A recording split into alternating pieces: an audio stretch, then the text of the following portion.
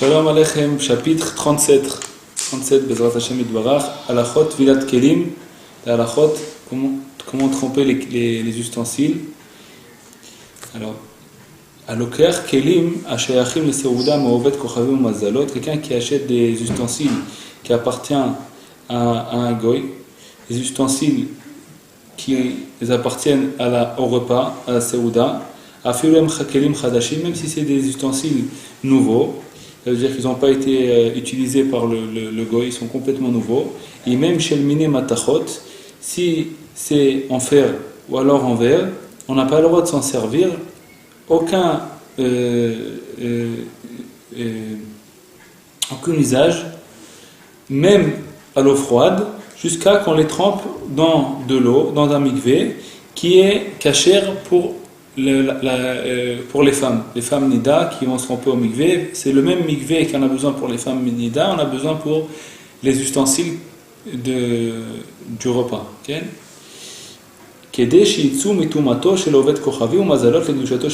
Pour qu'ils puissent rentrer dans la sainteté du repas juif, qui est on a besoin de tremper les ustensiles dans un mikvé. Avant de tremper l'ustensile au mikvé, on doit faire pour un keli, un ustensile, on dit Baruch ata Hashem Elokeinu melech haolam asher kideshanu b'mitzvotav v'tzivanu al tevilat keli. Et si c'est plusieurs ustensiles, à partir de 2, on dit Baruch ata Hashem Elokeinu melech haolam asher kideshanu b'mitzvotav v'tzivanu al tevilat kelim. Kelim avec un même à la fin, c'est au pluriel. C'est-à-dire que Hashem nous a ordonné de tremper les ustensiles avant de s'en servir. כיוון שהכלים צריכים טבילה דווקא במקום שקשר לטבילת נשים, לכן צריכים להיזהר שלא יטבילו מנהרות בשעה שהם גדולים מגשמים והפשרת שלגים. Donc, comme les ustensiles, ils ont besoin d'être trempés dans un endroit où les femmes nida et c'est cachère pour eux, donc il faut faire attention en hiver, ou si on veut tremper les ustensiles dans un fleuve, okay, alors par exemple dans la Marne ou dans la Seine ou quoi, tout ça c'est cachère pour tremper les kélim. On a le droit de tremper les kélim à l'intérieur. Quelqu'un qui n'a pas un mikvé, ou le mikvé il est trop loin, il est en face de lui un fleuve, il ne peut pas aller jusqu'au mikvé, il a le droit de tremper tous ces ustensiles dans le mikvé, après il les lave bien, il n'y a pas de problème. Mais en hiver, si le fleuve il a augmenté à cause de la pluie, okay, ou alors à cause de la neige, alors il faut faire attention de tremper l'ustensile dans l'endroit où il y a toujours l'eau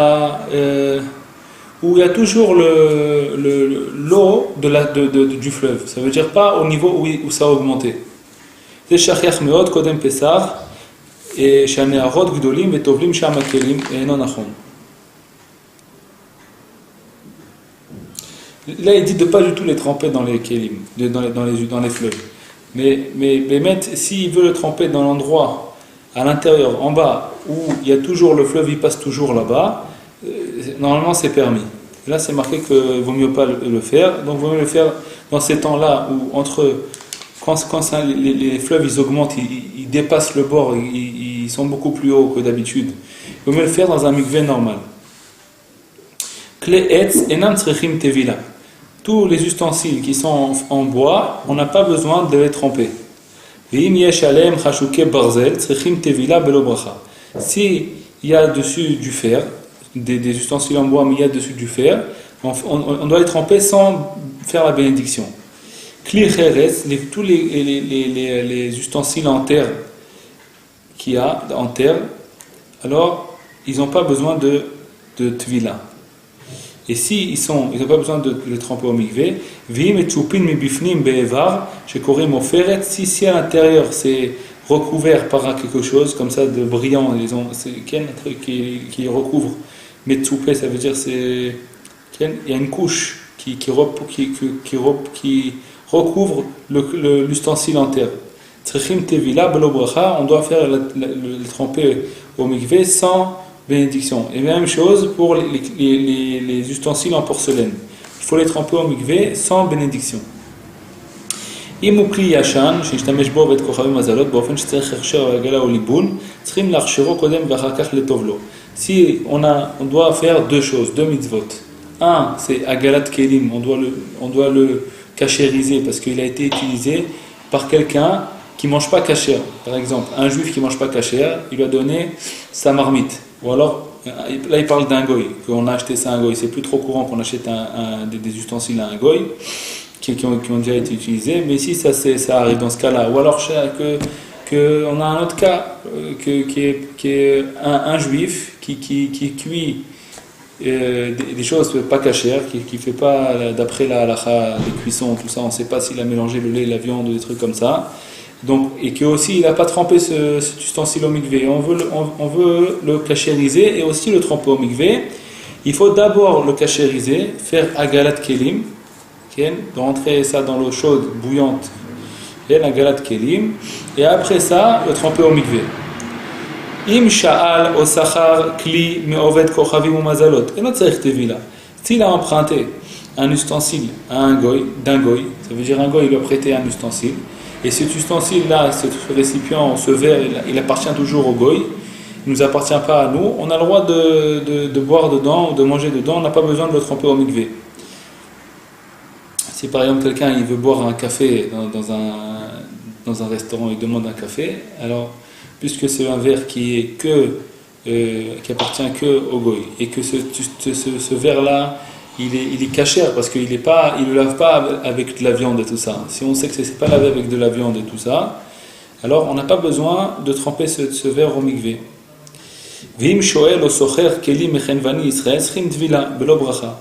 S'il emprunte des ustensiles d'un juif qui est lui, c'est un vendeur, il vend par exemple des verres et il lui prête un verre, il veut boire un verre de coca, il dit prête-moi ce verre et après je te le lave tout. Alors il peut pas parce qu'il doit faire le tremper au mikvé. Il peut pas utiliser, même que ce juif là il veut les vendre, ces verres là, et ces verres là il veut les vendre. Et alors, il ne les a pas trempés au mikvé, et lui, il veut s'en servir une fois pour boire dedans, il n'a pas le droit.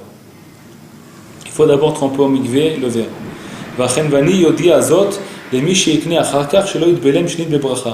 Et si le juif, il avait pris le verre, il a un mikvé en face, il a fait le tremper au mikvé, il lui a ramené, il a bu un verre de coca, il lui a rendu le verre, dans ce cas-là, le vendeur de verre ou de récipient qu'il a, il devra dire ça à celui qui achète de nouveau, de ne pas tremper encore une fois le verre avec bracha, parce qu'on a déjà fait la bracha dessus.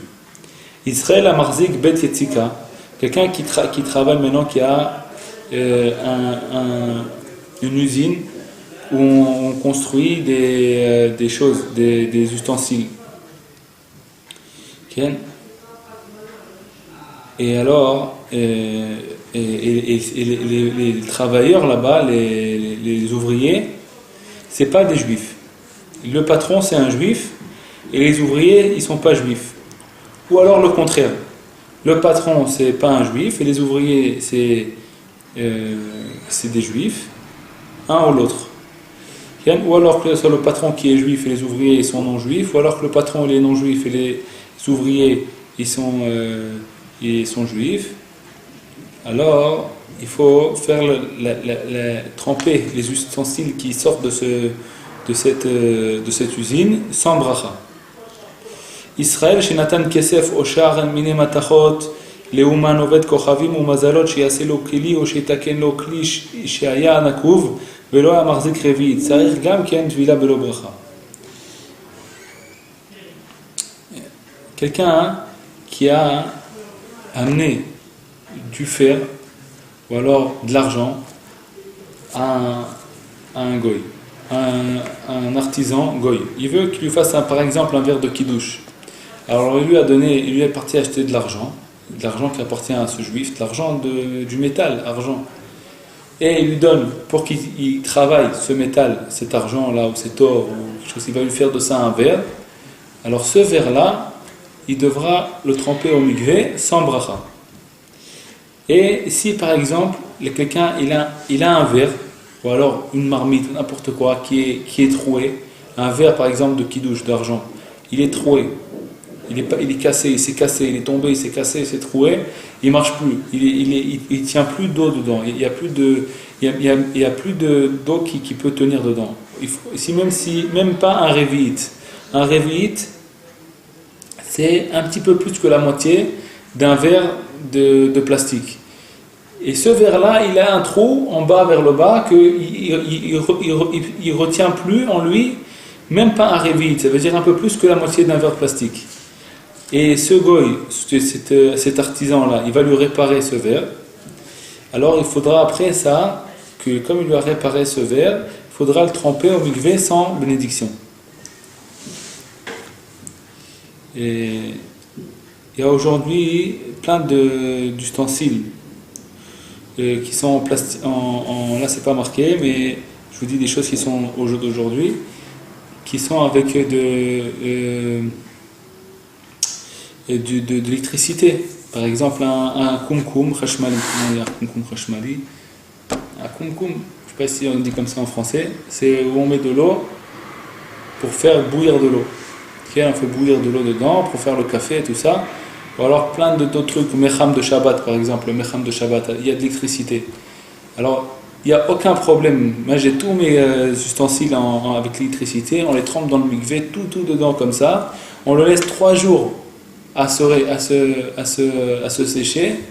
Il ne faut pas les utiliser pendant 3 jours. Et quand c'est sec, on peut les utiliser et ça marche. Il n'y a aucun problème, ça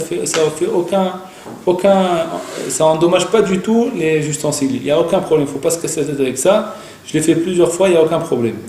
Maintenant, si une personne elle peut pas, là, elle croit pas elle dit c'est pas possible, ça doit abîmer mon ustensile. Alors il y a des autres techniques qu'on peut faire. Si par exemple il y a du fer dedans, donc on est obligé de le tremper au mikvé, il y a des autres techniques. Il faut demander à un rav. Il faut demander à un rav parce qu'il y a des autres choses. Ça je peux pas rentrer dedans. Celui qui demande à son rav, il verra B'ezrat Hashem comment on peut faire. Rechaim shel pilpelim et tzrichim tevila. Alors, il y a une halakha avant. Et notre tzarich tevila et la kli shemishtamshim bo le me'achal shu raoui lechlo miyad b'shum tikun acher. Quel ustensile on doit tremper au mikvé? Ceux qui viennent, qui touchent l'aliment, qui touchent l'aliment, ou pas d'afka qui touchent, mais qui servent l'aliment juste avant qu'ils viennent sur la table. C'est ces ustensiles-là qu'on doit tremper au mikvé.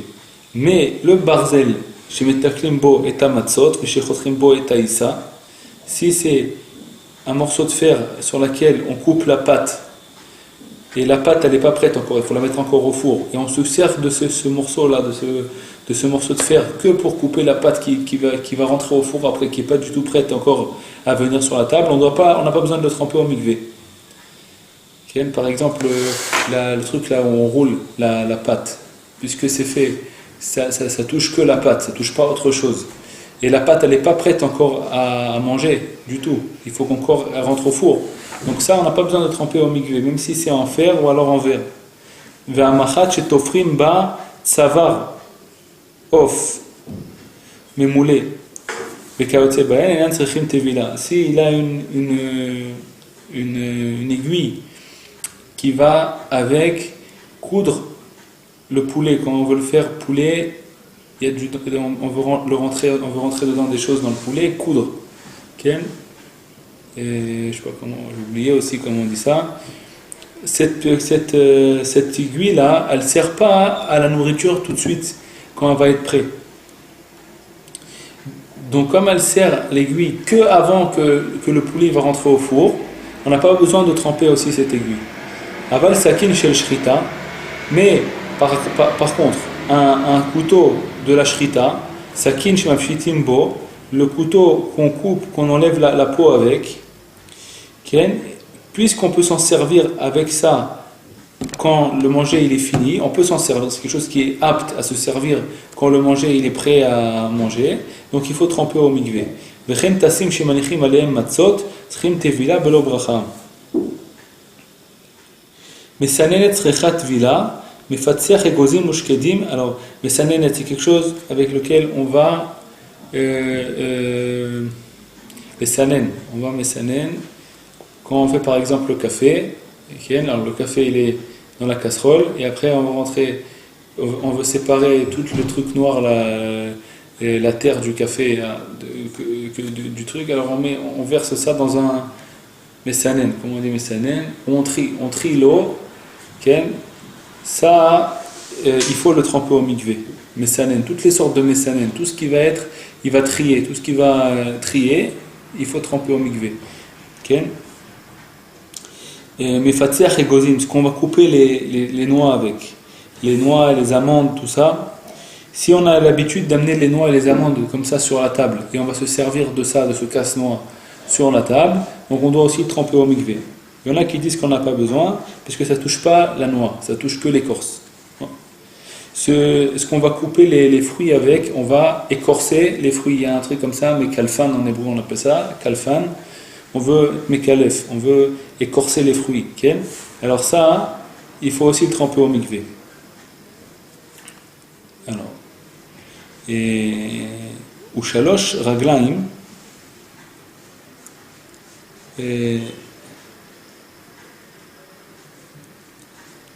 ושלוש רגליים שמעמידים עליו את הגדרה, כיוון שאין המאכל בעצמו נוגע בו, אינו צריך תפילה. Il y a une sorte de chose qu'on met comme ça en dessous de la marmite parce qu'elle est très chaude et on ne veut pas que ça brûle la table. Alors ça, comme ça ne touche pas du tout la nourriture, ça touche que la marmite, on n'a pas besoin de le tremper au mikvé. Aval shiapoud chez materol shensimbo abassar, ce qu'on fait rentrer de la viande dedans, le shiapoud, on va faire de la viande grillée. Alors on fait rentrer la viande dans un shiapoud, dans un morceau de fer, et après ça on grille la viande, alors il faut faire la bracha dessus, quand on fait au mikvé.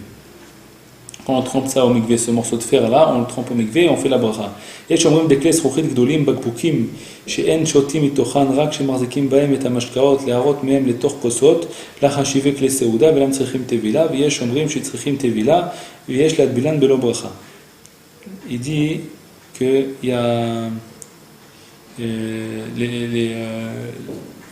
on appelle ça, ce qu'on met dans le frigidaire, on met de l'eau dedans, ça s'appelle comment, j'ai oublié, le truc là qu'on tient, on met de l'eau à l'intérieur pour le réfléchir. C'est comme une bouteille qu'on met dans le frigidaire et après on sert de ça dans les verres. Alors ça, on le trempe au mikvé sans bénédiction. Rechaim shel pilpelim, tsrichim tevila mishum amatachot. Ce qui va broyer le poivre, il y a besoin de faire la bracha dessus, puisque c'est en fer.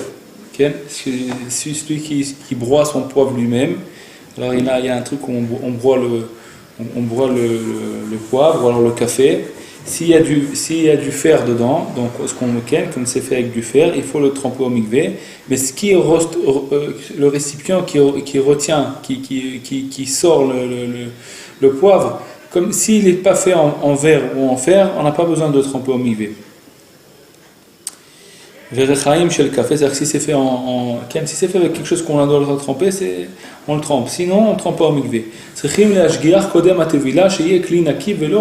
Il faut faire attention avant de tremper au mikvé que l'ustensile il soit propre, qu'il n'y ait pas de saleté ou alors pas de rouille.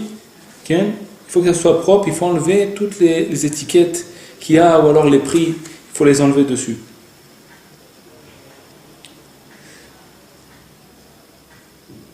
Et il dit que si c'est qu'un rochem de Khalouda, des fois, c'est pas une saleté, c'est pas sale de rouille, mais il y a une trace. Cette trace-là, on ne peut pas l'enlever, on touche comme ça, elle n'a aucune mamachout, on ne la sent pas avec le doigt. C'est qu'une trace qui est faite comme ça, on ne peut pas l'enlever. Okay? Ça, c'est pas grave, ça n'empêche pas de tremper ça au mikvé. Il faut qu'il soit bien le laver, que ça soit bien propre. Il faut tremper tout l'ustensile dans l'eau en un coup, que tout soit dans l'eau, même la poignée ou la manche où on tient l'ustensile, il faut aussi la tremper dans l'eau. Et qu'est-ce qu'on fait? Comme on doit tenir ça avec notre main, il faut tenir ça pas trop fort pour que l'eau elle passe, et il faut aussi tremper notre main dans l'eau avant de tremper l'ustensile dans l'eau. C'est-à-dire qu'il faut mouiller notre main, et après qu'on a mouillé notre main, on tient l'ustensile pas trop fort, on le fait rentrer dans l'eau, comme ça il va l'eau elle va passer partout, même dans la main, où on touche, où on tient, ça va aussi passer. Maintenant, quelqu'un qui veut tremper son cli, son récipient dans un fleuve par exemple, ou alors il ne peut pas venir avec sa main, il ne peut pas toucher avec sa main, il envoie de haut comme ça avec une ficelle, et il envoie. Alors qu'est-ce qu'il doit faire? Il faut que l'attache il ne soit pas trop fort, il ne faut pas attacher ça trop fort, il faut attacher ça que ça bouge, comme ça l'eau elle passe partout. Im tovel kelim shepiyem tsar צריכים להשגיח שיהיו במים עד שיתמלאו מים כי צריכים שיעברו המים על הכלי מבפנים ומבחוץ. Si il trempe quelque chose ou que c'est la tête du cli, de l'ustensile, il est très petit, très, très serré, alors il faut faire attention que l'eau elle est rentrée à l'intérieur, que ce ne soit pas resté vide à l'intérieur. Parce qu'il faut que l'eau elle passe partout, il faut tremper ça complètement dans le mikvé. Katan ou Ktana, enam neemanim al tevilat kelim. Un petit ou une petite qui n'ont pas encore fait bar mitzvah ou bat mitzvah, ils sont pas, on les croit pas. S'ils ont dit qu'ils ont fait tevilat kelim, ils ont bien fait tevilat kelim, ils ont bien fait rentrer comme il faut dans l'eau, on les croit pas. Il faut qu'un grand y surveille, quelqu'un qui a fait bar mitzvah. Asur le'adbil kli beShabbat ve'yom tov. On n'a pas le droit de tremper un ustensile pendant Shabbat ou pendant Yom Tov. Donc il faut faire attention de faire ça avant Shabbat ou avant Yom Tov. Et s'il a oublié, alors qu'est-ce qu'il fait? Il va voir un goy, il lui dit voilà, cet ustensile je te donne en cadeau. Et il lui donne en cadeau, et après il lui dit prête-le moi maintenant, et lui il lui prête, comme ça appartient au goy, il n'a pas besoin de faire Tfilat Kelim. Mais après Shabbat, il lui dit redonne-moi mon ustensile, je le veux, rends-le-moi. Alors lui, il lui rend, le goy il lui rend, il dit que ça lui appartient à lui, et il va le faire tremper au mikvé. ואם הוא כלי שראוי להביא בו מים במקום שמותר לטלטל, נשאף בו מים ויביא לביתו, דלא מרזה כמטביל ולא יברך עליו. Si maintenant il a besoin d'eau, bon, ça c'est à l'époque où ils avaient des puits, alors qu'est-ce qu'il aurait pu faire? C'est de prendre cette marmite et aller puiser avec cette marmite de l'eau dans le puits, et c'est comme si qu'il va puiser de l'eau maintenant, et en rentrant tout l'ustensile dans l'eau, et alors il va être trempé au mikvé. Il va être trempé au mikvé, et lui, en vérité, il pense à tremper ça au mikvé, mais comme on ne voit pas ça à l'extérieur, c'est pas interdit de faire ça.